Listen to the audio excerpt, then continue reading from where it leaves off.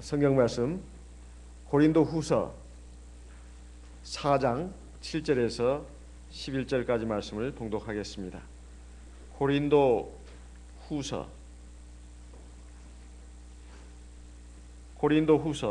4장 7절부터 11절까지 말씀을 봉독하겠습니다. 고린도 후서 4장 7절. 우리가 이 보배를 질그릇에 가졌으니 이는 능력의 힘이 큰 것이 하나님께 있고 우리에게 있지 아니함을 알게 하려 함이라. 8절. 우리가 사방으로 우겨쌈을 당하여도 쌓이지 아니하며 답답한 일을 당하여도 낙심하지 아니하며. 9절. 핍박을 받아도 버림받지 아니하며 거꾸러뜨림을 당하여도 망하지 아니하고. 10절. 우리가 항상 예수 죽인 것을 몸에 짊어짐은 예수의 생명도 우리 몸에 나타나게 하려 함이라. 11절 같이 읽겠습니다. 우리 산자가 항상 예수를 위하여 죽음에 넘기움은 예수의 생명이 또한 우리 죽을 육체에 나타나게 하려 함이니라. 우리 인생이 뭐냐 이렇게 물었을 때 우리 인생은 질그릇 인생이다. 이렇게 오늘 우리에게 주신 하나님의 말씀은 우리에게 알려주고 있습니다. 질그릇 인생이라는 겁니다. 질그릇 인생. 질그릇이지만은 그 질그릇 안에 보배를 담은 질그릇이라는 것입니다. 잘 생각해 보면 우리가 얼마나 연약한 그릇인지 모릅니다. 이 질그릇이라는 것은 우리가 흙으로 지어진 존재라는 뜻입니다. 흙으로 지어진 존재라는 뜻이에요. 하나님께서 태초에 사람을 만들었을 때 그 최초의 인간의 이름을 아담이라고 했습니다. 이 아담이라는 말의 뜻은 남성 명사로는 사람이지만 여성 명사로는 흙덩이라는 뜻입니다. 흙덩이. 그러니까 하나님께서 사람을 만드시고 아담아 부르셨는데 이 두 가지 뜻이 있다 이 말이에요. 사람아 이런 뜻이 있고 이 흙덩어리야 이런 뜻이 있다는 겁니다. 그런데 여자도 마찬가지입니다. 여자도 이제 하나님께서 그 흙으로 만들어진 아담에게서 갈빗대를 하나 취해가지고 여자를 만드시고 그 여자를 하와라고 했습니다. 하와라고 했어요. 그런데 이 여자도 굉장히 약한 존재라는 것입니다. 굉장히 약한 존재라는 거예요. 그래서 여자는 더 약한 그릇이니까 귀하게 여기라는 말씀도 있습니다. 그런데 얼마나 우리가 약한 존재인가 하면은 우리가 감기 하나만 걸려도 아주 꼼짝을 못합니다. 심지어는 감기에 걸려서 죽는 사람도 적지 않습니다. 사람이 나이가 들고 나이가 들지 않더라도 몸이 굉장히 약한 사람들은 감기 때문에도 꼼짝을 못하고 생명을 잃는 경우도 있습니다. 그리고 사고로 조금만 부딪혀가지고도 뼈가 부러지고 어디 몸에 이상이 있으면 시름시름 앓다가 결국은 죽는다 이 말이에요. 그리고 이제 결국 사람이 철근으로 콘크리트로 만든 존재가 아니기 때문에 사람이 나이가 들어가면은 몸의 곳곳이 약해지기 시작합니다. 특별히 혈관이 약해지죠. 그래가지고 혈관도 일종의 근육이라고 약해지면서 점점 탄력을 잃어갑니다. 그리고 혈관도 일종의 피가 흐르는 통로이기 때문에 이제 그 피가 흘러가면서 여러 가지 노폐물이 쌓입니다. 그러면 점점 혈관이 점점 좁아지고 혈관 근육은 약해져가지고 나중에 그게 터집니다. 특히 머리에 각종 아주 작은 미세한 혈관들이 많이 흐르고 있는데 거기에 막히게 되면 이제 중풍도 오는 것이죠. 그게 터지면 뇌출혈입니다. 그러면 뇌의 기능을 상실해가지고 결국은 죽게 되는 겁니다. 사람이 이제 그 혈관이 막히고 이렇게 되면은 몸에 어떤 기능을 발휘를 못해가지고 이제 그게 중풍으로 오는 겁니다. 사람이 몸을 움직이지 못하게 되면 이제 침대에 눕게 됩니다. 침대에 눕게 되면 이제 등창, 욕창이 생기게 되고 몸이 점점점 약해져가지고 결국은 사망에 이르게 됩니다. 꼭 그것뿐만이 아닙니다. 사람이 어떤 사고로 인해 가지고 신체를 제대로 움직이지 못하게 됐을 때 역시 또 침대에 눕게 되고 침대에 눕게 되면 점점점 기능이 떨어지면서 결국 죽게 되는 겁니다. 그래서 사람의 수명이 100세를 넘기기가 힘든 이유가 바로 거기에 있습니다. 하나님께서는 사람에게 노화 프로그램을 집어넣었다고 합니다. 그래서 세포가 계속 분열해 가면서 그 세포의 그 끝에 노화를 일으키는 그런 인자가 들어 있어 가지고 계속 세포가 약해지도록 이렇게 만들었다는 것입니다. 결국 이렇게 해서 사람은 죽게 되는 것인데, 사람은 육체만 약한 것이 아닙니다. 정신도 약하고 마음도 약합니다. 정신도 약하고 마음도 약해요. 그래서 조금 기분 나쁜 일을 겪었다거나 좋지 않은 일을 겪게 되면 사람의 마음이 불안해지고 걱정이 되고 스트레스가 쌓입니다. 그리고 좋지 않은 말, 그리고 기분 나쁜 말을 들어도 마음이 상하고, 그리고 밤에 잠도 오지 않습니다. 이렇게 정신적으로 마음적으로 약하다 보니까 그것이 육체에게도 영향을 미칩니다. 정신과 마음이 약하기 때문에 조그마한 어떤 공격에도, 조그마한 상처에도 쉽게 무너집니다. 그래가지고 그것이 육체가 약해지고 육체가 병이 드는 걸로 가는 것입니다. 스트레스가 만병의 근원이라는 말도 있지 않습니까? 스트레스라고 하는 것은 정신적으로, 마음적으로 상처를 받고 고통을 느끼고 압박을 받으면 그것이 육체의 건강에도 영향을 미친다는 뜻입니다. 이렇게 사람은 굉장히 약한 존재입니다. 굉장히 약한 존재예요. 베드로전서 3장 7절 말씀도 우리 참고로 한번 보겠습니다. 베드로전서 3장 7절. 베드로전서 3장 7절 같이 읽어보겠습니다. 베드로전서 3장 7절. 남편됨 자들아, 이와 같이 지식을 따라 너희 아내와 동거하고, 저는 더 연약한 그릇이요 또 생명의 은혜를 유업으로 함께 받을 자로 알아 귀히 여기라. 이는 너희 기도가 막히지 아니하게 하려 함이라. 여기에 보면 남편된 성도들을 향해서 하나님의 말씀이 주어지고 있습니다. 하나님의 말씀을 따라서 너희 아내와 동거를 해라. 그리고 저는 더 연약한 그릇이다. 아내를 놓고 지금 하나님께서 뭐라고 말씀하고 있냐면, 여자를 놓고 더 연약한 그릇이라고 말하고 있습니다. 그러니까 남자도 연약한 그릇입니다. 남자도 연약한 그릇이지만 여자는 더 연약한 그릇이라는 뜻이에요. 그러니까 귀하게 여기라는 거예요. 뭘로? 하나님의 말씀을 따라서 아내와 함께 동거해라. 인간적인 생각, 인간적인 마음, 그것으로 아내와 같이 살라는 것이 아니라 하나님의 말씀을 따라서 아내와 함께 동거해라. 그래야 같이 하나님의 생명의 은혜를 유업으로 받을 수가 있다. 두 번째, 너희 기도가 하나님 앞에 막히지 않는다. 이렇게 말씀하고 있는 이 내용이 나오는데요, 여기에서 이 여자를 더 연약한 그릇이라고 말하고 있습니다. 그러면 남자는 강한 그릇이냐? 마찬가지로 남자도 약한 그릇입니다. 남자도 약한 그릇인데 여자는 더 약한 그릇이라는 거예요. 여자는 더 정신적으로 굉장히 또 강한 것 같지만 굉장히 이 감정이 풍부하기 때문에 굉장히 약하다는 것입니다. 그래서 남자나 여자나 육체적으로 정신적으로 다 약한 존재인데 여자는 특별히 더 약한 존재다. 이렇게 지금 말하고 있습니다. 이렇게 우리 인간이 약하다는 것을 오늘 말씀에서는 질그릇으로 표현하고 있습니다. 질그릇이 뭡니까? 그릇 가운데서도 가장 천하고 약한 것입니다. 그릇은 제일 좋은 것은 금그릇이 있습니다. 그 다음에 은그릇이 있고, 그 다음에 철그릇이 있습니다. 이것은 그래도 값이 나가는 것입니다. 금그릇, 은그릇, 철그릇 또는 동으로 만든 그릇, 이런 것들은 다 값이 나가는 것이고, 또 이것은 단단합니다. 단단해요. 하지만 질그릇은 그릇 가운데서도 제일 값이 싸고 그리고 약한 것입니다. 조금만 부딪히면 그냥 부서집니다. 그리고 금방 흠집이 생깁니다.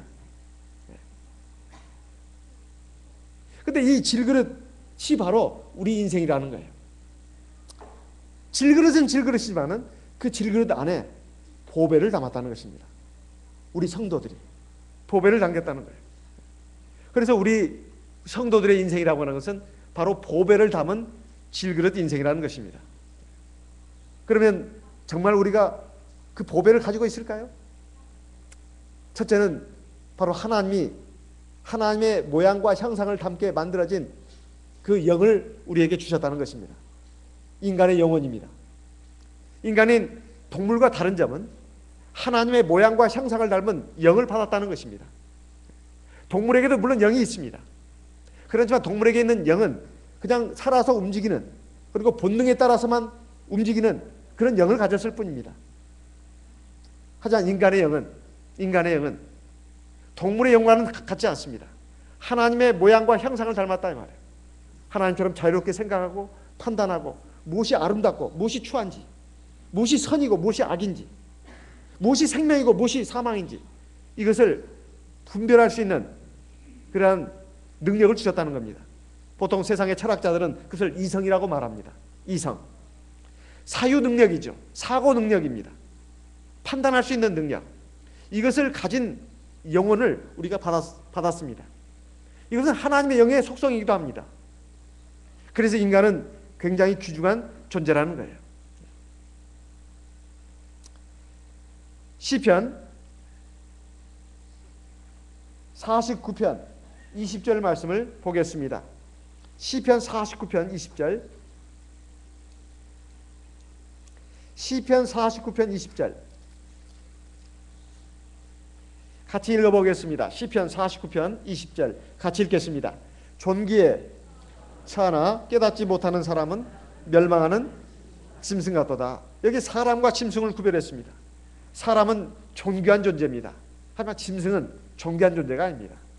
그 존귀하냐 존귀하지 않냐 첫 번째가 뭐냐? 바로 인간에게는 영혼입니다. 그래서 인간만이 자기를 만드신 존재 하나님을 인식할 수가 있습니다.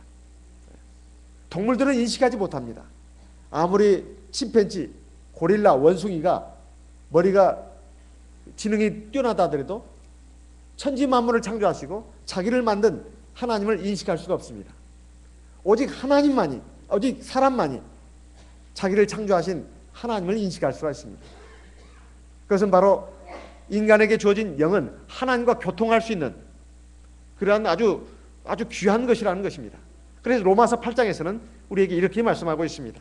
로마서 8장을 보겠습니다. 로마서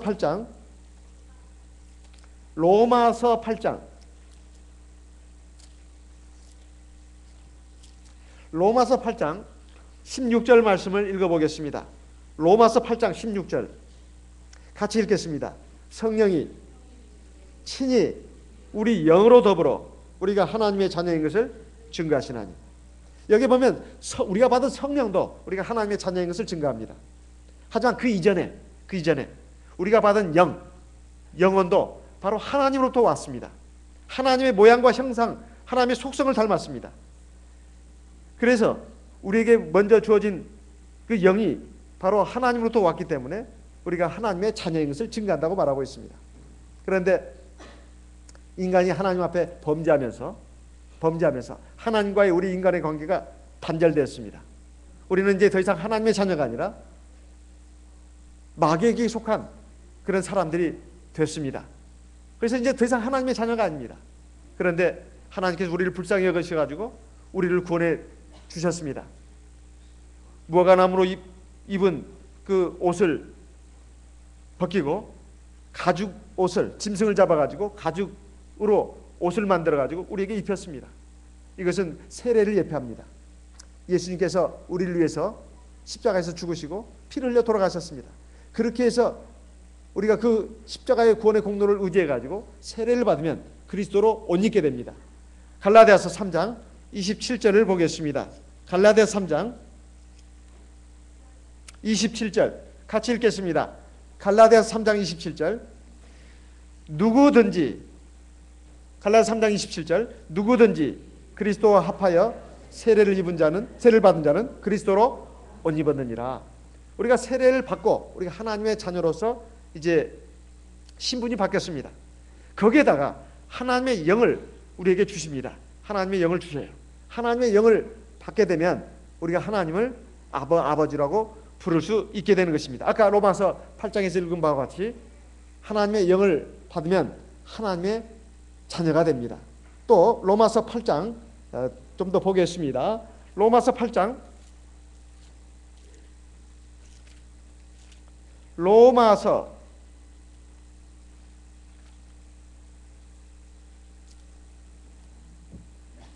8장 16절 한 번 더 읽겠습니다. 성령이 친히 우리 영으로 더불어 우리가 하나님의 자녀인 것을 증거하시나니 14절도 읽겠습니다. 14절 무릇 하나님의 영으로 인도함을 받는 그들은 곧 하나님의 아들이라. 자, 하나님의 영, 즉 성령이 우리가 받음으로써 우리가 하나님의 자녀가 됐다, 이런 뜻입니다. 갈라디아서 4장 6절 말씀도 보겠습니다. 갈라디아서 4장 6절, 갈라디아서 4장 6절 말씀도 같이 읽겠습니다. 갈라디아서 4장 6절, 너희가 아들인 고로 하나님이 그 아들의 영을 우리 마음 가운데 보내사 아바 아버지라 부르게 하셨느니라. 자, 그래서 우리가 비록 질그릇 인생이지만 보배를 가졌습니다. 그 보배가 뭐냐? 바로 하나님의 영입니다. 하나님의 영이에요. 물론 오늘 우리에게 주신 고린도후서 4장 7절로 11절 말씀을 보면 맨 먼저 진리, 하나님의 말씀, 이것이 바로 우리에게 주신 보배라고 말씀하고 있습니다. 고린도후서 4장을 보겠습니다. 고린도후서 4장 2절, 고린도후서 4장 2절에 보면 이에 숨은 부끄러움의 일을 버리고 교율 가운데 행하지 아니하며 하나님의 말씀을 혼잡지 아니하고 오직 진리를 나타내므로 하나님 앞에서 각 사람의 양심에 대해 스스로 청구하노라. 하나님의 말씀, 그리고 진리가 여기 나옵니다. 또 3절에 보게 되면 만일 우리 복음이 가리웠으면 망하는 자들에게 가리운 것이라, 복음이라고 말하고 있습니다. 그 다음 4절에는 그 중에 이 세상 신이 믿지 아니하는 자들의 마음을 혼미케 하여 그리스도의 영광의 복음의 광채가 비치지 못하게 함이니 그리스도는 하나님의 형상이니라. 그러면서 6절에 어두운 데서 빛이 비치리라 하시던 그 하나님께서 예수 그리스도의 얼굴에 있는 하나님의 영광을 아는 빛을 우리 마음에 비치셨느니라. 그러면서 7절에 나오는 말씀이 우리가 이 보배를 그러니까 이 보배라고 하는 것이 앞에 있는 하나님의 말씀, 진리, 복음, 그리스도 영광의 복음의 광채, 그리스도의 얼굴에 있는 하나님의 영광을 아는 빛, 이렇게 되어 있습니다. 요약한다면 하나님의 말씀, 진리, 이것을 말합니다. 그리고 세 번째는 예수 그리스도. 이것을 우리 질그릇 안에 가지고 있다는 것입니다. 생명의 말씀도 갖고 있고 진리도 갖고 있고 또 예수 그리스도를 우리가 우리 안에 모시고 있다는 것입니다. 그래서 그냥 질그릇이 아니라 보배를 담은 질그릇이라는 것입니다. 보배를 가진 질그릇이라는 거예요. 이것을 고린도전서 6장 19절에서는 우리 육체를 갖다가 성령의 전이라고 말하고 있습니다. 고린도전서 6장 19절을 보겠습니다. 고린도전서 6장 19절,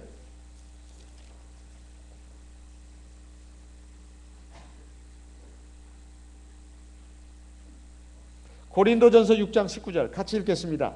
너희 몸은 너희가 하나님께로부터 받은 바 너희 가운데 계신 성령의 전인 줄을 알지 못하느냐. 너희는 너희의 것이 아니라. 그 다음에 고린도전서 3장 16절도 더 읽겠습니다. 고린도전서 3장 16절 같이 읽겠습니다. 고린도전서 3장 16절 같이 읽겠습니다. 너희가 하나님의 성전인 것과 하나님의 성령이 너희 안에 거하시는 것을 알지 못하느냐. 말씀드린다면 우리 몸은 질그릇이지만 우리 몸 안에는 하나님의 성령이 거하는 그런 몸이라 이 말이에요. 그래서 우리 몸이 바로 성전이 됐다는 뜻입니다. 하나님의 성전이 됐다는 거예요. 얼마나 귀합니까? 그러니까 질그릇 인생이지만 우리 안에 하나님의 영, 즉 예수 그리스도를 모셨고 또 생명의 말씀도 가지고 있고 진리도 가지고 있기 때문에 우리 인생은, 우리 성도들의 인생은 그냥 질그릇이 아니라 보배를 담은 질그릇이라는 거예요. 얼마나 이건 참 귀한 일입니까? 그런데 질그릇은 여전히 질그릇으로 남아있다는 것입니다.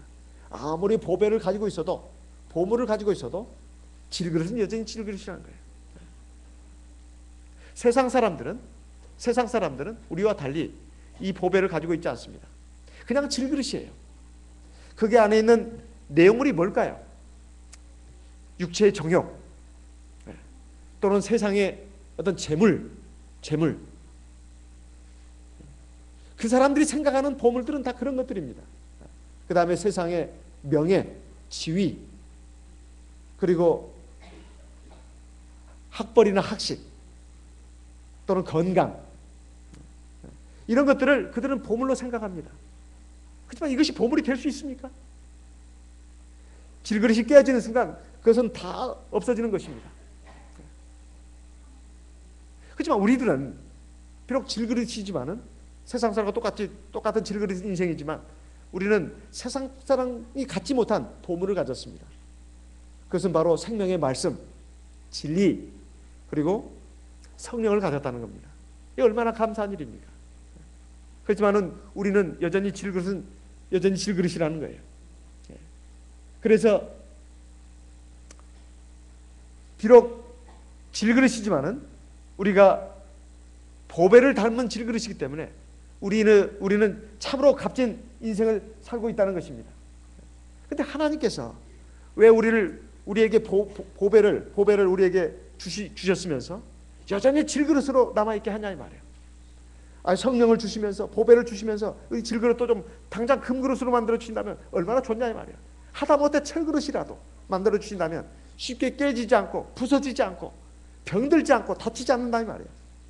근데 보배를 주시면서도 왜 우리는 여전히 질그릇으로 있어야 되냐 이 말이에요.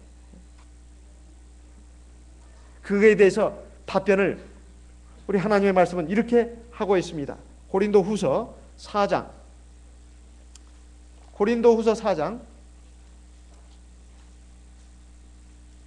7절, 우리가 이 보배를 질그릇에 가졌으니 이는 능력의 힘이 큰 것이 하나님께 있고 우리에게 있지 아니함을 알게 하려 함이라. 보배를 주셨지만은 질그릇은 여전히 질그릇으로 남아있는 이유가 뭐냐? 여기에 그 이유를 말씀하고 있습니다. 능력의 힘이 큰 것이 하나님께 있고 우리에게 있지 아니함을 알게 하려 합니다. 여기에 능력이라는 게 뭡니까? 우리가 이 생을 살아가는 데 있어서는 능력이 필요합니다. 능력이 필요해요. 그 능력이, 살아가는 능력이 자기 힘으로 살아가는 것은 이건 한계가 있습니다. 인간의 힘이라고 하는 것은 한계가 있어요. 생각하는 거, 판단하는 거, 말하는 거, 깨닫는 거, 그리고 일을 처리하는 거, 이거 다 한계가 있습니다. 사람은 유한한 능력을 갖고 있습니다. 유한한 지혜, 유한한 능력을 갖고 있어요. 그러니까 사람은 인생을 올바로 온전히 살 수가 없습니다. 하지만 하나님의 능력은 완전한 것입니다. 하나님의 지혜는 완전한 것이에요. 우리가 이 생을 살아가는 데 있어서 우리는 세상 사람과 같지 않은 인생을 삽니다. 세상 사람들은 이 현세가 전부입니다. 죽은 뒤의 세계에 대해서는, 삶에 대해서는 관심이 없어요. 그래서 그들은 이 유한한 인생, 한 번밖에 없는 인생에 관심을 집중시키면서 오로지 이 인생에만 집중하며 삽니다. 하지만 우리 하나님의 백성들의 인생은 저 영원한 내세를 바라봅니다. 영원한 내세를 전제로 해서 이 금생을 생각하는 것입니다. 영원한 내세를 바라보면서 우리는 이 현생을 사는 거예요. 그렇기 때문에 우리는 이 금생을 살면서 하나님을 의지하고 하나님의 인도하심을 바라고 하나님의 지혜와 능력을 힘입어서 사는 것입니다. 그런데 만약에 우리가 성령을 받는 순간, 우리가 물과 성령을 건너서 하나님의 백성이 되는 순간 우리의 질그릇이 금그릇으로 바뀌고 은그릇으로 당장 바뀐다면 우리가 뭐가 부족하겠습니까? 약하지 않지요. 부족한 것이 없습니다. 그래서 하나님을 의지하지 않아요. 내 안에 있는 보배, 그걸 의지하지 않습니다. 내가 몸도 건강하고 아프지도 않고 그리고 어려운 일도 안 당하고 어려운 일을 당해도 다 내가 처리할 수가 있고 그럴 것 같으면 나는 금그릇입니다. 그래서 더 이상 약하지도 않습니다. 부족하지도 않습니다. 하나님을 의지하지도 않아요. 이것이 더 큰 문제인 것입니다. 그렇게 되면 우리는 보배를 잃어버린다 이 말이에요. 우리가 약하기 때문에 약하기 때문에 우리는 하나님을 의지합니다. 생각해 보십시오. 우리가 감기 하나 걸려도 그것이 그냥 조금 쉬고 낫는 것 같으면, 며칠 좀 쉬면 낫는다 이 말이에요. 약 먹고 낫고 그럴 것 같으면 사실 감기 들어도 그렇게 기도하지 않습니다. 이건 뭐 누구나 다 걸리는 감기인데, 그렇지만 감기가 오래 갑니다. 그리고 막 감기 때문에 아무것도 할 수가 없어요. 그러면 이제 하나님께 기도합니다. 하나님, 너무 힘듭니다. 약 먹어도 안 낫고 병원에 가서 주사 맞아도 안 낫고, 하나님 이거 정말 너무 힘듭니다. 하나님 제발 이 감기 좀 낫게 해주세요. 그래야 좀 살 것 같습니다.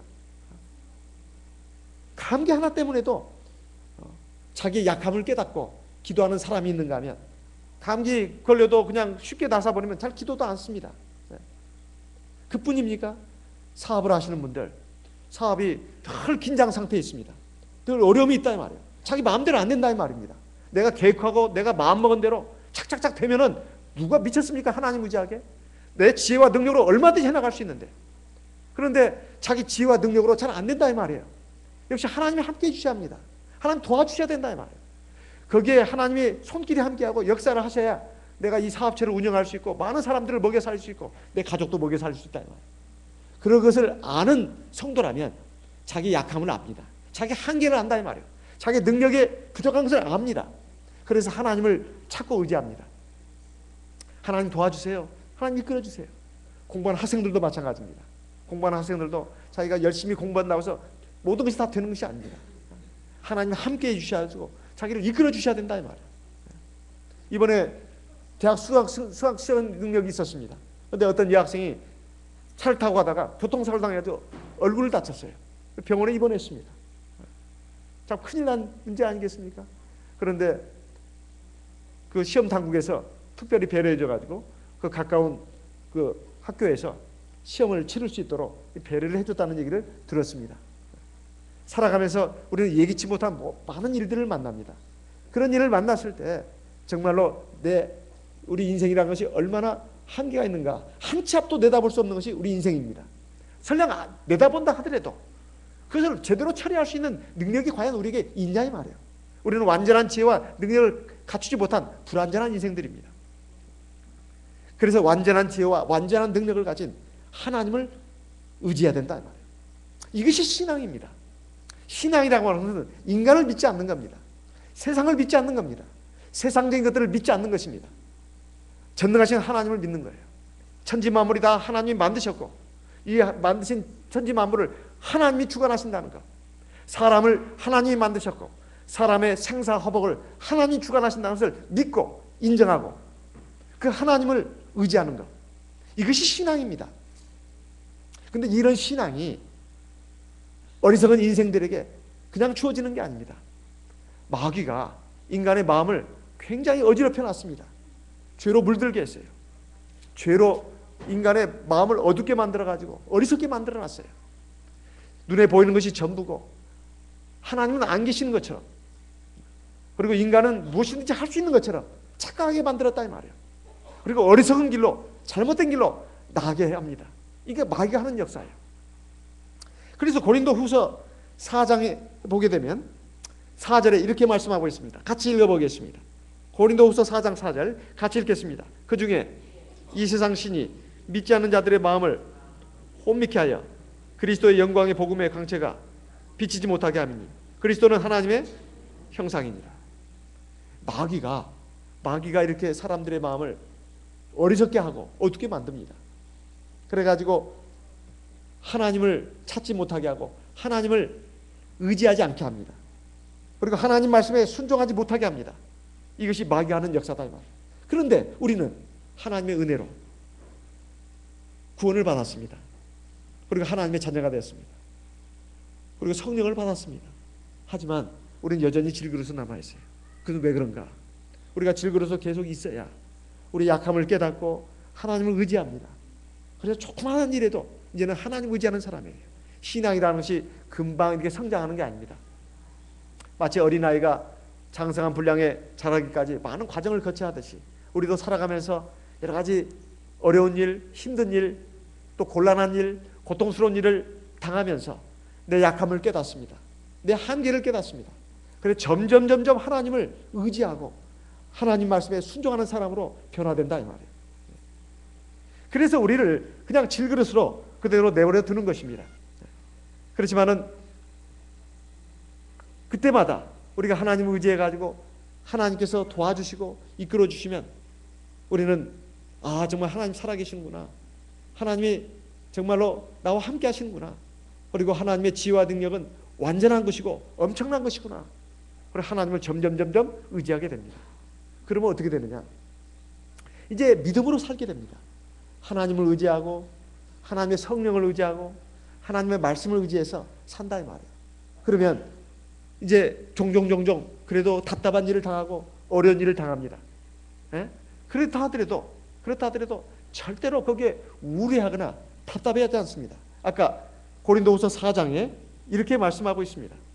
8절 9절 같이 읽어보겠습니다. 우리가 사방으로 우겨싸움을 당하여도 쌓이지 아니하며 답답한 일을 당하여도 낙심하지 아니하며 9절 핍박을 받아도 버림받지 아니하며 거꾸로 틀림을 당하여도 망하지 아니하고. 무슨 말씀일까요?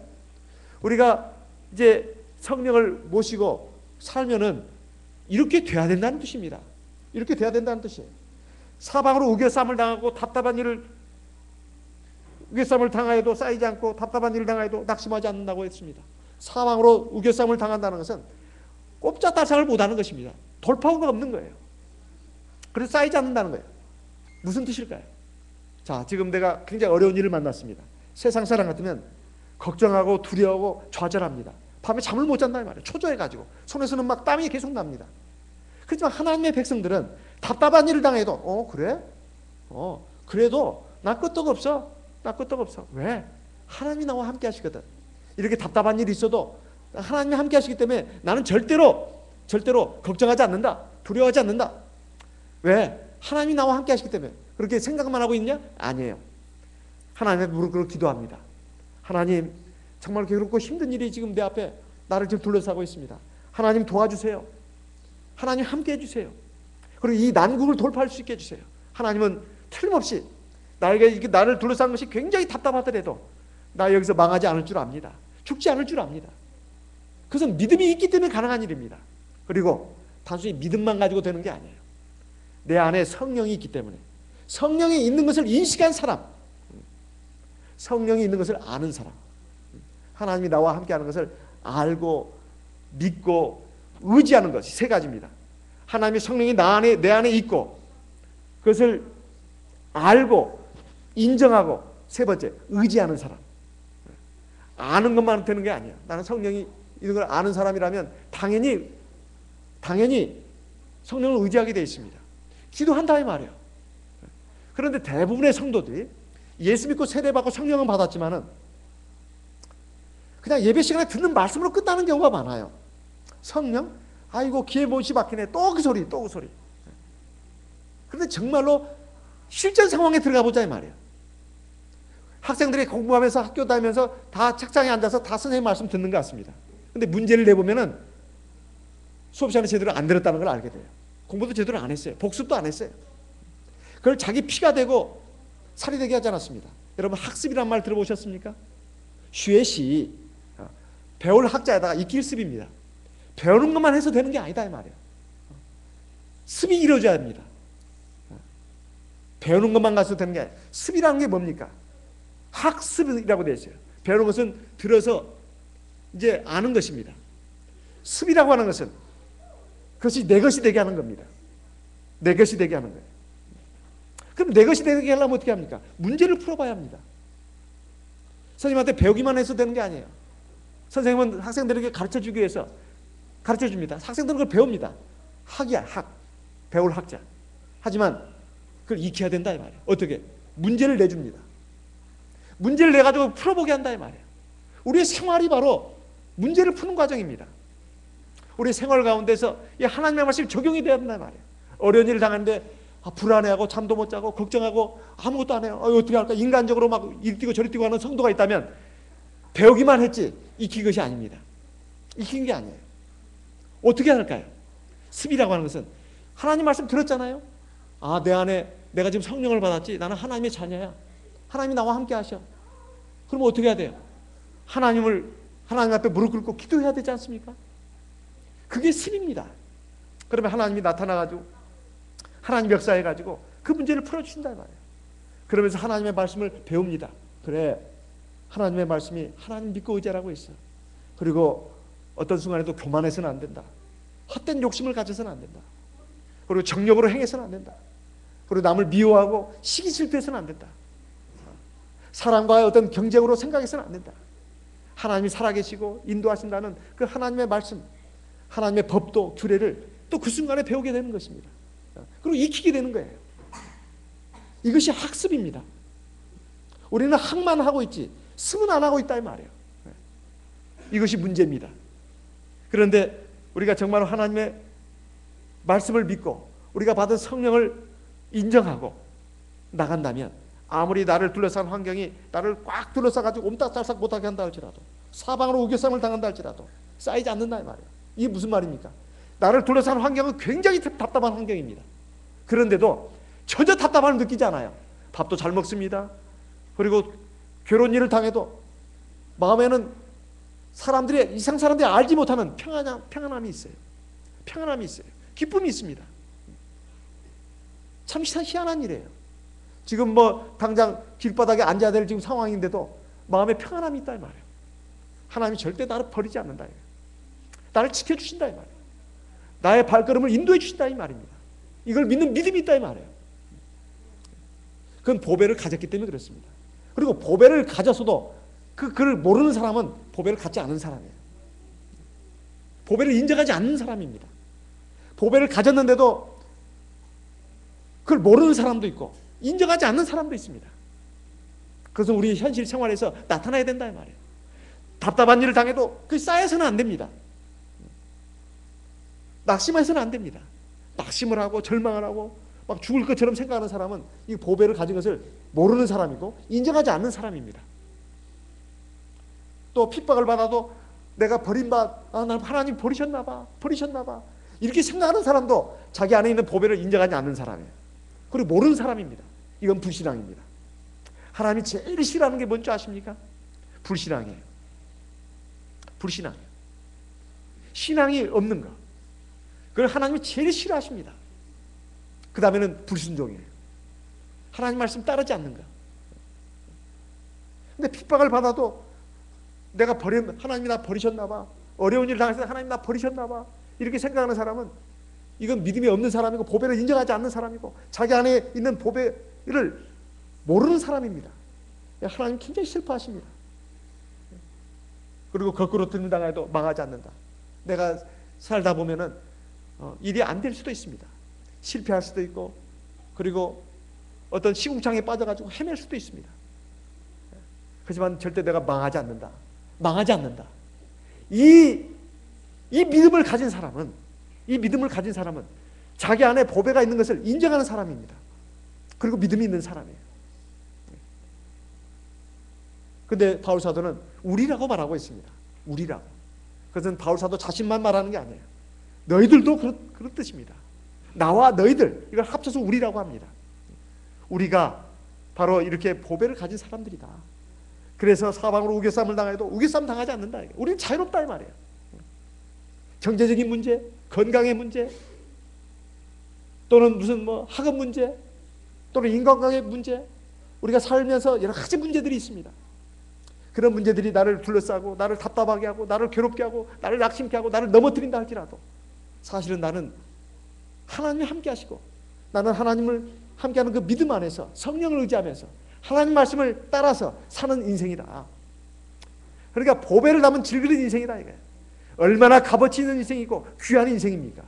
그러니 귀한 인생이 돼야 된다는 것입니다. 그러면서 10절에는 이렇게 말씀하고 있습니다. 고린도후서 4장 10절 우리가 항상 예수 죽인 것을 몸에 짊어지면 예수의 생명도 우리 몸에 나타나게 하려 함이라. 궁극적으로 바라는 우리의 인생의 목표는 뭐가 되느냐? 부활입니다. 부활. 영원한 생명의 부활. 그리고 하나님 나라에 들어가는 것. 이것을 우리의 삶의 목표로 삼고 살아야 합니다. 무슨 말씀입니까? 우리가 만약에 세상 사람처럼 세상에만 집착하고 산다면 우리는 세상의 재물에 대해서, 명예나 권세에 대해서, 그리고 학벌에 대해서, 건강에 대해서, 또는 쾌락에 대해서 집착해야 합니다. 그것이 만족이 안 되면 우리는 우울하고 낙심이 되고 절망할 수밖에 없어요. 하지만 우리의 소망이 이 세상이 아니라 저 하나님 나라라면, 또 하나님 나라에서 받게 될 영광, 영원한 생명, 영원한 복락 이럴 것 같으면 절대 우리가 이 세상에 집착하지 않습니다. 이 세상은 그냥 지나가는 나그네 인생이다 이 말이에요. 과정이다 이 말이에요. 안달하지 않습니다. 그렇다 해서 게으름 피우거나 뭐 염세주의자로 또 무능력자로 세상을 살아야 된다 그 말이 아니에요. 세상에서는 부자로 살든 가난하게 살든 또는 잘 됐든 못 됐든 그것이 중요한 것이 아니다 이 말이에요. 내가 하나님 앞에서 어떤 사람이 되고 어떤 일을 하면서 살아야 될 것인가, 여기에다 초점을 맞춥니다.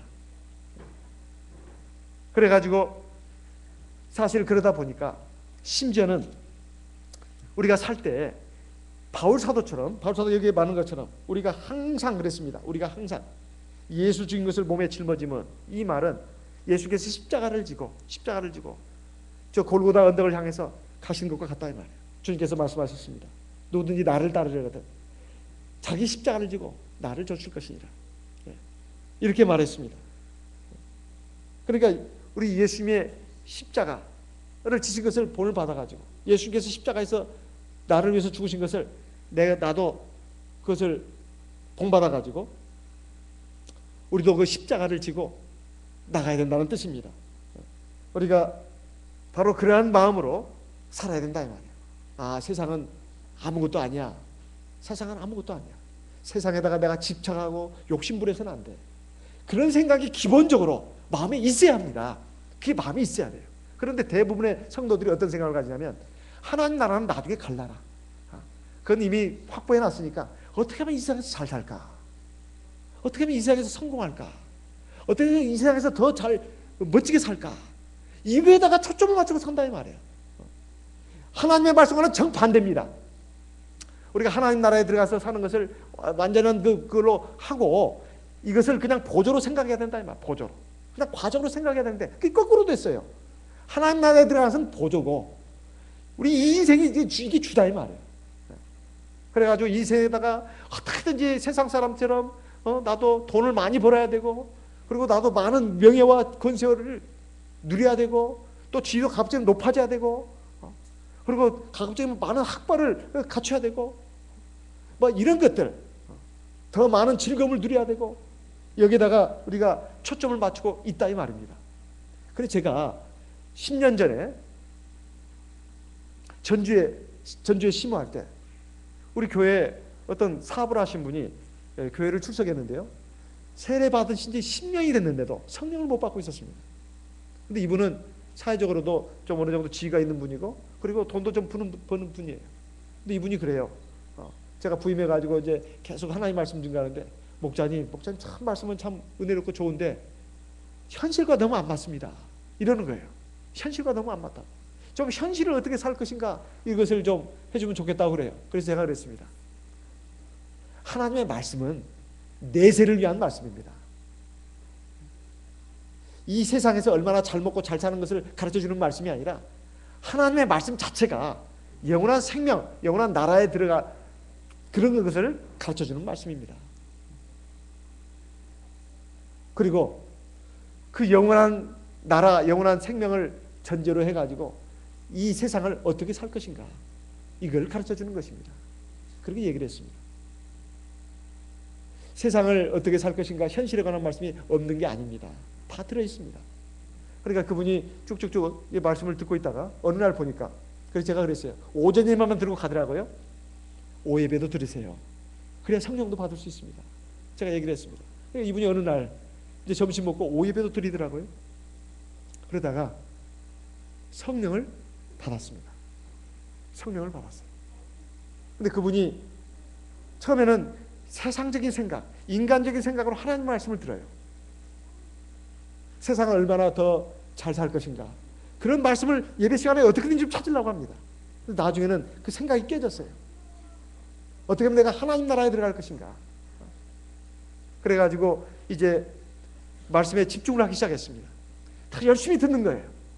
그리고 오후 예배까지도 참석을 하더라고요. 어떤 시간에 그 마음을 울렸나 봅니다. 어떤 말씀이.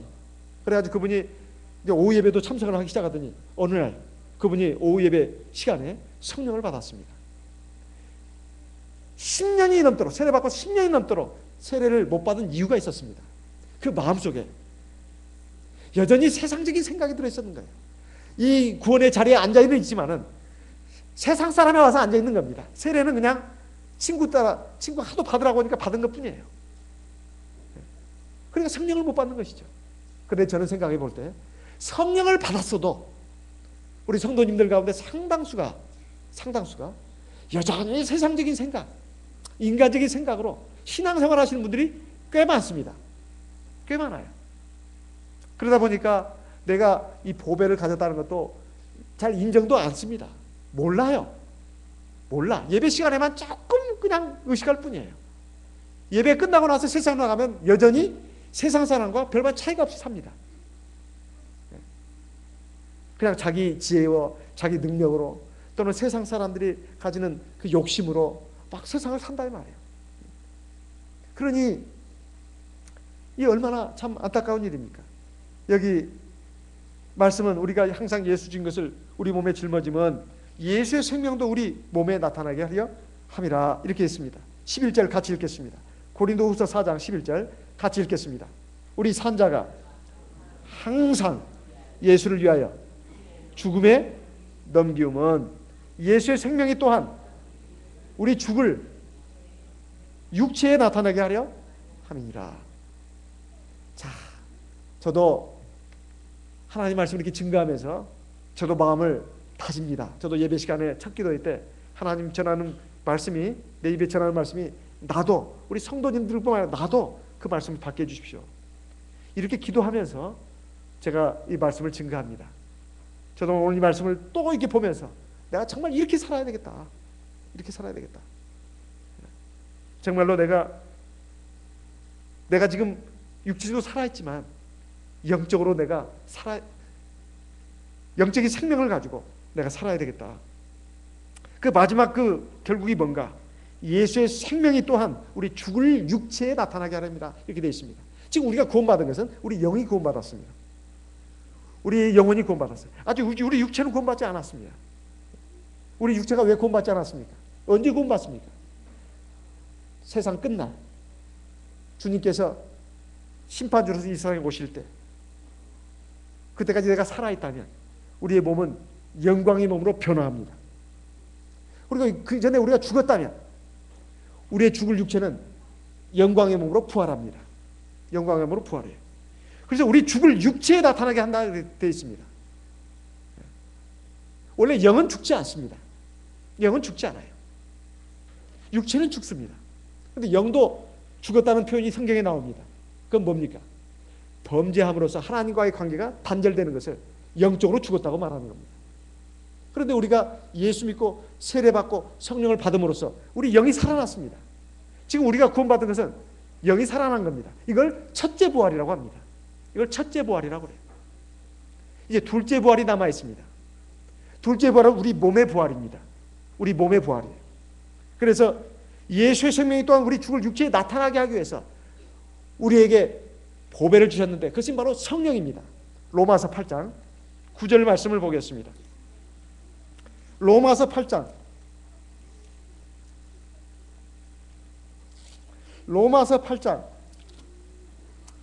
11절 같이 읽겠습니다. 로마서 8장 11절 로마서 8장 11절 같이 읽겠습니다. 예수를 죽은 자 가운데서 살리신 이의 영이 너희 안에 거하시면 그리스도 예수를 죽은 자 가운데서 살리신 이가 너희 안에 거하시는 그의 영으로 말미암아 너희 죽을 몸도 살리시리라. 우리에게 성령을 주시는 것은 우리 죽을 몸을 살리시기 위해서 성령을 주신 겁니다. 우리 몸은 한 번은 죽게 돼 있어요. 하지만 반드시 부활시키십니다. 반드시 부활시키신다. 그래서 성령을 주신 겁니다. 성령을 주신 거예요. 빌립보서 3장 21절도 보겠습니다. 빌립보서 3장 21절.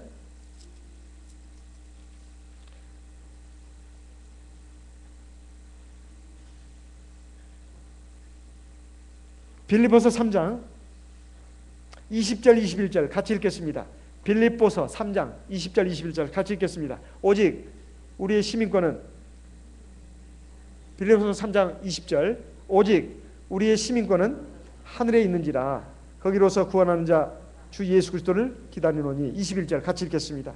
그가 만물을 자기에게 복종케 하실 수 있는 자의 역사로 우리의 낮은 몸을 자기 영광의 몸의 형체와 같이 변케 하시리라. 우리의 낮은 몸은 죽고 병들고 다치고 쉽게 상처받고 이런 몸입니다. 그리고 우리는 지금 죄를 잘 짓는 몸이에요. 하나님의 우리의 나중에 주실 몸은 죽지 않고 늙지 않고 병들지 않고 죄 짓지 않는 몸이다 이 말이에요. 그리고 어디든지 갈 수가 있습니다. 이런 영광의 몸을 주신다는 거예요. 그 부활의 첫 열매로서 우리 예수님이 부활의 첫 열매가 되셨습니다. 그래서 우리들도 예수의 생명을 우리가 몸에 짊어지고 이 세상을 산다면 우리가 예수의 영, 성령을 우리 안에 모시고 살아야 됩니다. 하지만 살면서 어떤 자세로 살아야 되느냐? 예수의 죽으심을 우리 몸에 짊어지고 살아야 된다 이 말이에요. 그러면 예수의 생명이 우리 안에 나타난다는 것입니다. 우리에게 나타난다는 뜻입니다. 이것은 세상을 살 때 불신앙으로 또는 탐욕으로, 인간의 정욕으로, 인간적인 생각으로, 인간적인 욕심으로 살 것이 아니라 예수가 나를 위해서 죽으셨다. 그 십자가를 지고 살아야 된다는 뜻입니다. 그렇다고 해서 인생을 즐기지 마라. 그 뜻이 아닙니다. 그 뜻이 아니다. 근본적으로 그렇게 살아야 된다는 뜻입니다. 근본적으로. 근데 그것이 빠져버리고 그 껍데기 그냥 모양만 있고 산다면 이것은 세상 사람처럼 사는 인생과 차이가 없습니다. 그래서 우리가 이렇게 보배를 안고 사는 인생이 된다면 바로 우리는 나중에 우리의 질그릇은 영광의 그릇으로 바뀌게 됩니다. 금그릇으로 바뀌게, 각종 보석으로 바뀌게 돼요. 그것이 계시록 21장에 보면 각종 보석으로 지어진 성전이 우리에게 주어집니다. 각종 보석으로, 정금 보석으로 지어진 그러한 그 예루살렘 성이 우리에게 주어지는데 그것이 바로 우리가 바뀔 인생을 말하는 것입니다. 그러한 인생을 살려면 보배를 담은 질그릇으로서 정말 믿음을 가지고 자부심을 가지고 이 보배 성령을 의지해서 사는 인생이 되어야 되겠습니다. 그렇게 됐을 때 우리의 질그릇 인생은 질그릇이 깨지는 순간 금그릇으로 바뀌어가지고 우리에게 정금그릇으로 바뀌어져서 우리에게 주어지는 것입니다. 우리는 언제까지나 질그릇으로 남아있는 게 아닙니다. 지금은 병들고 다치기 쉽고 상처도 많이 받고 늘 고통을 당하고 어렵고 힘든 질그릇 인생을 살고 있지만 이 질그릇은 나중에 정금 보석으로 만든 그릇으로 바뀌게 된다 이 말이에요. 그것은 바로 우리의 영광의 몸으로 변화돼가지고 영원한 생명의 나라, 영원한 복락의 나라, 거기에서 영원히 사는 것을 예표하는 것입니다. 그러한 축복된 인생이 되시기를 예수님의 이름으로 기원하는 바입니다.